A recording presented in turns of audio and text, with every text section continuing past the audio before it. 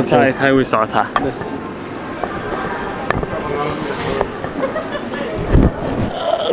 qaar ka mid ah jaaliyadda Soomaalida ee ku dhaqan dalka Germany gaar ahaan magaalada Frankfurt ayaa halkaasi waxay ku soo dhaweeyeen fanaanka caanka ah ee Axmed Rasta halkaasi oo ay kelmado kooban ka jeediyeen mas'uuliyiintaasi soo dhaweeyay fanaanka ayaa waxa hadaladoodii ka mid ahaa anigoo ah Mustafa Cabdiraxmaan Muumin oo ka socda jaaliyadda Soomaaliland ee dalka Jarmalka ahna jaaliyadda ugu ballaaran ee dalka Jarmalka sida caadiga waan soo dhaweynaa mas'uuliyiinta siyaasiyiinta madaxda aqoon-yahanka culimaadudiinka haweenka maanta waxa sharaf noo ah inaanu soo dhaweyno fanaankeenna weyn ee Axmed Rasta oo hadii Ilaahay idhaahdo waqtiga ku sugnaan doona wadanka Jarmalka insha Allah ta'ala xaflad weyn ku qaban doona magaalada Wiesbaden saastarteed waxaan leenahay ku soo dhawow Jarmalka sharaf iyo ciis iyo karaamo iyo haybad ayay jaaliyadda Soomaaliland Jarmalka kugu soo dhaweynaysaa waxaan ku leenahay ku soo dhawow wadankeena marka saastarteed waxaan ku soo dhaweyn doonaa Sharmaake oo isaguna ah mas'uuliyiinta qaranka qaar ka mid ah Bismillahir Rahmanir Rahim Assalamu alaykum wa rahmatullahi wa barakatuh وبه نستعين على أمور الدنيا والدين وحنا halkan isugu nimi anagoo ka kala soconna qaybo kala duwan bulshada kamid ah sida mas'uuliyiin kamid ah jaaliyadda Soomaaliland oo koob yahay gudoomiye jaaliyadda Soomaaliland Mustafa Cabdiraxmaan Muumin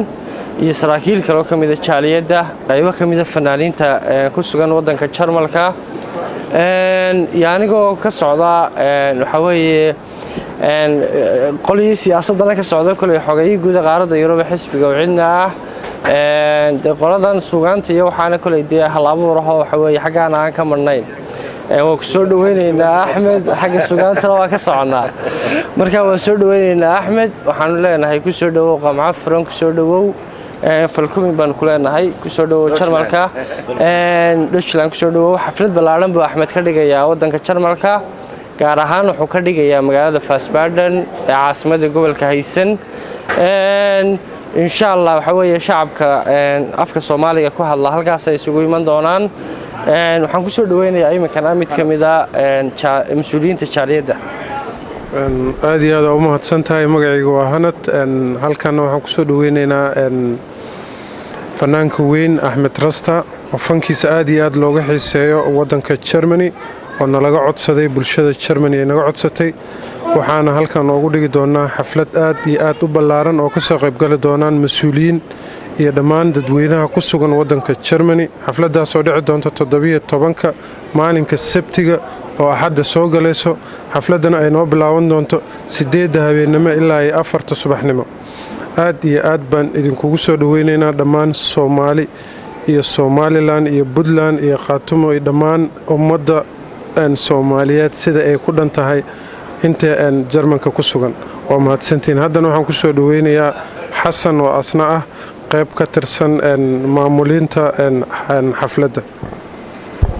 Bismillahir Rahmanir Rahim Assalamu alaykum wa rahmatullahi wa barakatuh waa maalin farxad noo ah noo qiimo badan waxaan u mahad celinaynaa telefishinka qaranka Soomaaliland ee nagala qayb qaatay soo dhaweynta fanaanka qaaliga ah ee Axmed Rasta oo ah fanaan bulshada Soomaali weyn meel walba ay joogaan ay aad u xiiseeyaan fankiisa ma aha nin waxaan ku dhahay dagaaleed ama nin colaadeed waa nin farxadda bulshada ka taliya oo nin iska dhalinyaro ah jiilka dhexe anaga camal ah aad iyo aad marka waxa waaye dhammaan bulshada ku hadasha afka Soomaaliga ee ku sugan Jarmalka kaliya ma dhaheen macalna waaxigiisa waxaan ugu baaqaynaa inay habeen dambe iska soo xaadiriyaan wixii shaaha waa lacag la'aan inta kale laakiin isku soo tashtaan aan leenahay هذا بالمعنى كرديتي أقول لها بدي كي وسود وينها أكيد أنت نون بس ما هم أنا عارف أنا أقصد gabagabadii waxa isaguna kelmado mahadnaq ah u jeediyay dhalinyaradaasi iyo jaaliyadda halkaas ku soo dhaweystay Axmed oo halkaas kelmado kooban isaguna ka yiri ayaanu anaguna halkaas su'aalo u soo raacinay anaga oo bal weydiinay Axmed waxaad timi dalka Jarmalka markii koobaad السلام عليكم ورحمة الله وبركاته سلامة الإسلام كأيانا كودا سلام يا دمانتين قدوميها آدم نقوم هنقيا مصطفى iyo dhalinyarada banaan dhalinyarada ka soo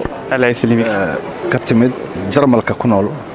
qaasatan jaaliyadda uu hogaamiyo iyo ummadda Soomaaliyeed dhammaan meel kasta ay joogaan Jarmalka 2005kii ayaan mar imid oo adii hal bil camal aan vacation ku imaaday laakiin barnaamij ahaan maanta ay ugu horeyso aan imaado waxaana u mahadcelinayaa dhammaan shacabka Soomaaliyeed oo igu soo dhaweeyay waddanka Jarmalka xafladaasna waxaan ka codsanayaa inay maaragtay ay noo imaadaan habeen dambe ay dhici doontaa waa 17ka bisha waxaa kaloo mahad gaar iska leh saaxiibkayga qaaliga ah Hanad iyo DJ Khalid iyo dhalinyaradii oo sponsor barnaamijkan waan soo dhaweynayaa aad baad ugu safarkaaga halkan buu ku eegyahay mise waxa jira showyo iyo wadamo kale iyo safaro kale oo ku qorshaysan horta bilahan waxaan joogay New York saan u imaaday waay Norway oo aan xaflad ku qabtay kadibna dib uma laabanba showgan ayaa ugu dambeyn doona intaan joogo Europe insha Allah aad iyo aad ma santahay kay ugu dambeyn kelmadda aad u marinayso hawada taageerayaashaada ku kala sugan daafaha dunida taageerayaasheeda ku nool dalka iyo dibadda iyo meel walba horta aad baan u salaamayaa salaan kale iyo laaba ummadda af Soomaaliya ku hadasho jaaliyad walba ay ka soo jeedaanba waan jeclahay baan leeyahay salaan kale iyo laabana waan salaamayaa kaasi waxa uu ahaa fanaanka weyn Axmed Rasta oo show ama bandhig faneed ku leh dalkan Jarmalka gaar ahaan magaalada magaciisa magaalada Wiesbaden aan hadaba waa inoo habeenkaas iyo inaynu isugu nimaadno waa 17ka bishan labaad ee sanadka 2018 waa uun caawa mooyaane habeen dambe habeenka ay xaddu soo gelayso maalin habeennimada sabtida maalinta jacaylku dib nooga dhacday hadda soo xasuusanay sida uu saaxiibkeena idin sheegay waxa weeyaan 14ka February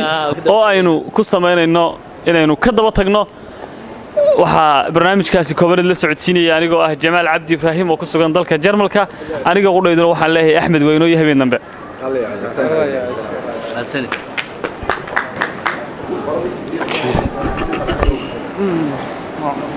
نقدر هو شقرن وجودتي